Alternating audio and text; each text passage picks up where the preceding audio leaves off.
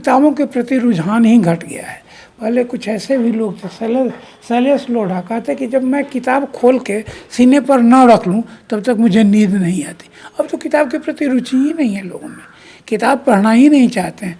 तो समाज के अनुसार रचनाएं बदली, पत्रिकाएं बदली।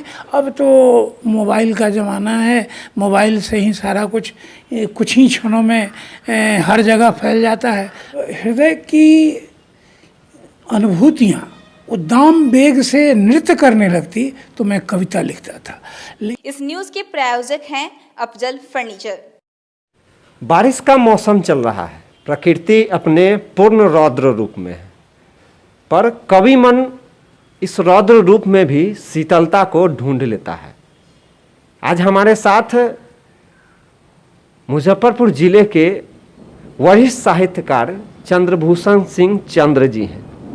कवि हैं, साहित्यकार हैं, लेखक हैं। इन्होंने कई रचनाएं की हैं और एक छोटी सी हम आपको बात इनके बारे में बता दें कि पूर्व में ये अध्यापक भी रहे हैं और छात्र जीवन की बात करें तो ये विज्ञान के छात्र रहे हैं। पर विज्ञान के छात्र रहते हुए भी साहित्य जीवन को इन्होंने बखूबी जिया है। कई पुस्तकें लिखी हैं, कई कविताएं लिखी हैं और इनकी कविताएं सुनने लायक होती हैं। सबसे पहले हम जानना चाहेंगे कि आप छात्र जीवन में विज्ञान के छात्र रहे, विज्ञान के छात्र होते हुए भी साहित्य के क्षेत्र में आपने रुचि दिखाई, कई रचनाएं आपने कर दी। आखिर हम जानना चाहेंगे कि आखिर ये साहित्य है क्या? आपकी रुचि कैसे साहित्य के, विज्ञान के छात्र होते हुए भी साहित्य में हो गई? साहित्य सचमुच समाज का दर्पण होता है। समाज में जो घटनाएं घटती हैं, समाज में जो बातें होती हैं, वही साहित्य में चर्चित होती हैं। साहित्य सबके हित की बात सदा से सोचता रहा है। विज्ञान मेरा विषय था, विज्ञान में पढ़ता था, विज्ञान में रुचि थी, लेकिन साहित्य के प्रति मेरा विशेष रुझान था, विज्ञान से अलग। और जब कभी थोड़ा वक्त मिलता उन समय में भी कि जब मैं विज्ञान पढ़ता होता तो साहित्य की रचनाएं अनायास हो जाती थी।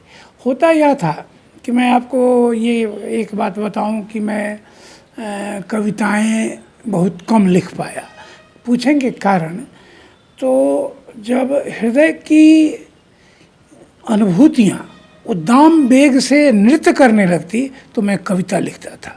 लेकिन समाज की हकीकत को जब मैं बयां करता या समाज की हकीकत को जब मैं प्रस्तुत करना चाहता तो उसमें मैं गद्य का सहारा लेता और गद्य में ही अपनी बात कह पाता। तो इस क्रम में मैंने गद्य में कहानियाँ, लघु कथाएँ, यात्रा संस्मरण, व्यंग्य साहित्य ये लिखा। आपने ठीक कहा, मैंने मेरी पहली पुस्तक पुष्पांजलि थी जो संपादक के द्वारा मैंने, उसमें हमारी 8-9 रचनाएं थी, 4-5 लोगों की, जो संपादित पुस्तक है। अच्छा, बातें तो हमारी होती रहेंगी, आगे चर्चा भी चलेंगी साहित्य के विषय में, लेकिन सर्वप्रथम आपकी एक कोई कविता, जो एक कोई विशेष कविता हो, उसको जो है दर्शक को सुनना चाहेंगे।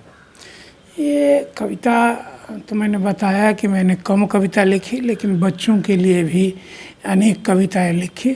जैसे एक दिन मैंने पेट से पूछा क्या बात है भाई, दिन भर खाते खाते न भरी न तेरी खाई, या छुक छुक छुक छुक आती रेल, ऐसे करके अनेक बच्चों की कविताएं हुई। ताजमहल पर लिखा कि तेरे गुंबद पर चढ़ूँ यहाँ थोड़े मारूँ। मैंने ताजमहल किसी उसके बारे में कहा गया है कि ऐसा किसी शहंशाह ने बना के हंसी ताजमहल, हम गरीबों के मोहब्बत का उड़ाया है मजाक। ये तो शायर की रचना है, लेकिन मैंने इसी तरह पर कुछ और रचनाएं लिखी कविता। पूरे साहित्यिक जीवन की बात करें, आपने कई कविताएं लिखी, कई किताबें लिखी, तो आपके जीवन में आपने जो गद्य लिखा किताब, सबसे महत्वपूर्ण किताब आपकी कौन सी है? अभी सबसे महत्वपूर्ण संपादक, जैसे मैंने 5-6 किताबें आई मेरी। पहली किताब आई पुष्पांजलि, दूसरी किताब आई वन फूल, तीसरी किताब आई मिट्टी की गंध, चौथी किताब आई कही अनकही, पांचवी किताब थी मनहर यात्राएं। लेकिन सबसे महत्वपूर्ण कोसी के महापरिनिर्वाण पर जो लिखी गई पुस्तक है, संपादित पुस्तक है, कोसी बुद्ध का महापरिनिर्वाण स्थल कसिया नहीं, मुजफ्फरपुर का कोसी, सबसे महत्वपूर्ण संपादित पुस्तक मेरी वही है।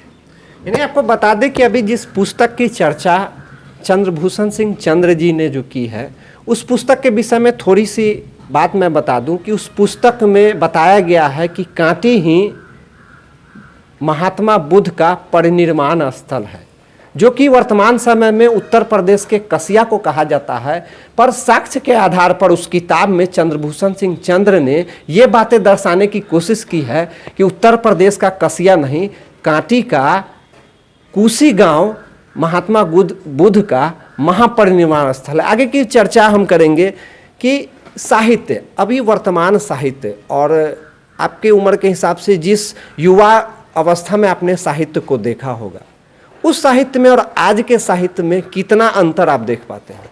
समय के अनुसार साहित्य भी बदलता है, लोग भी बदलते हैं, परिस्थितियाँ भी बदलती है, डिमांड भी, माने मांग भी युग का बदलता है। पहले जैसा समाज था वैसी रचनाएं लिखी जाती थी। ये भगवती चरण वर्मा हुए, धर्मवीर भारती हुए, राजेंद्र अवस्थी हुए। मैं आपको बताते चलूँ इस बात को कि कादम्बनी जो पत्रिका निकलती थी, उस पत्रिका का मैं पाठक, लगातार पाठक, मैंने जैसे निकलती मैं मुजफ्फरपुर से उसका अंक ले आता। धर्मवीर भारती की ये द्वारा संपादित धर्मयुग, उसका दाम 1.25 रुपया हुआ करता था। साप्ताहिक हिंदुस्तान, उसका दाम 1 रुपया हुआ करता था। तो उन दिनों मैं पढ़ता था। अब तो ये पत्रिकाएं विलुप्त सी हो गई है। तो समाज के अनुसार रचनाएं बदली, पत्रिकाएं बदली। अब तो मोबाइल का ज़माना है, मोबाइल से ही सारा कुछ ही क्षणों में हर जगह फैल जाता है। तब तो बड़ी कठिनाई थी, रचना जाती थी, छपती थी, आती थी, फिर लोगों में उसकी चर्चा होती थी। तो साहित्य समय के अनुसार बदलता रहा है। आज भी समय के मुताबिक ही साहित्य अपना रूप धारण किया। अच्छा, क्या आपको लगता है कि साहित्य के प्रति आजकल के युवाओं में कम रुझान देखा गया है, ऐसा प्रतीत होता है आपको?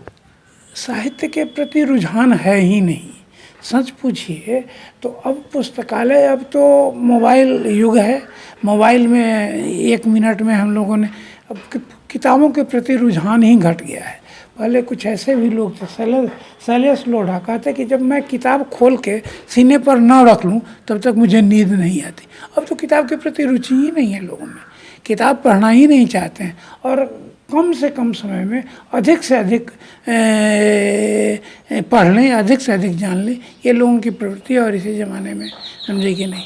ये मैं आपको बताऊं कि किसी ने कहा, यह भी है कि ज़िंदगी थी, बंदगी थी, सारा कुछ था, पिता थे, माता थे, तब जब मोबाइल नहीं था।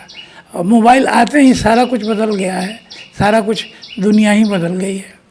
अच्छा, साहित्य से जो रुचि रखते हैं उनके लिए आप क्या कहेंगे? अपने तजुर्बा के अनुसार, जो आपका तजुर्बा है साहित्यिक जीवन का, अभी जो फिलहाल नए हैं साहित्य में, साहित्य सीखने की कोशिश कर रहे हैं, उनके लिए आप क्या कहना चाहेंगे? वे साहित्य पढ़ें और पढ़ के अच्छा से अच्छा ये पढ़ाई करने के बाद तब वो लिखें, तब साहित्य में कुछ जान आएगा। और नहीं बिना पढ़े लिखे, समझे कि नहीं। ये मैंने इनकी रचना है कि जिसे मैं ओढ़ता बिछाता हूँ वही गज़ल आपको सुनाता हूँ। तो भोगे हुए पढ़े हुए चीज़ की अभिव्यक्ति शाश्वत होती है, और पढ़े हुए चीज़ की अभिव्यक्ति, ये पढ़े हुए की अभिव्यक्ति, भोगे हुए सत्य की अभिव्यक्ति लोगों के दिल को छूता है। अच्छा, कुल मिलाकर देखा जाए तो अभी तक का साहित्यिक जीवन जो आपने जिया है, क्या सफ़र रहा, क्या अनुभव रहा? अरे, अगर अर्थ के मामले में पूछिए तो ये साहित्य से इतना कुछ नहीं कमा पाए जिससे भी दांख खर्च हमारा निकल सके।